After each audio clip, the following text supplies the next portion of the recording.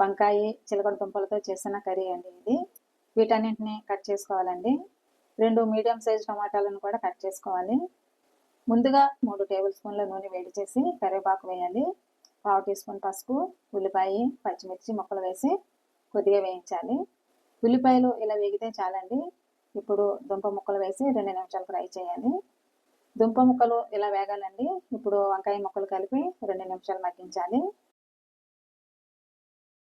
వంకాయ ముక్కలు కూడా మగ్గాయండి. ఇప్పుడు టమాటా రుచి సరిపడా ఉప్పు వేసి మరో 2-3 నిమిషాలు మగ్గించుకోవాలి. 2 నిమిషాలు అయిందండి. కూరగాయ ముక్కలన్నీ చక్కగా మగ్గిపోయాయి. ఇప్పుడు టీ స్పూన్ కారం కలిపి 1 టీ గ్లాసుడు నీళ్లు పోసి ఉడికించాలి. 2 రెబ్బల చింతపండును కడిగి ఇలా కూర పైన సర్దండి. కుక్కర్ మూత పెట్టి 3 విజిల్స్ వచ్చే వరకు ఉడికించి స్టవ్ కట్టేయాలి. కుక్కర్ చల్లబడిందండి. చూసారా, కూర చక్కగా ఉడికిపోయింది.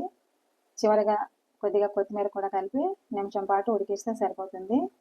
1 నిమిషం అయ్యిందండి. కూర అయిపోయినట్లే. స్టవ్ కట్టేసి 2 నిమిషాలు రెస్ట్ ఇచ్చి వేడివేడిగా వడ్డించేయచ్చు. వంకాయ చిలకడ దుంపల కూర చాలా రుచిగా ఉంటుందండి. అన్నం, రోటీల్లోకి చాలా బాగుంటుంది.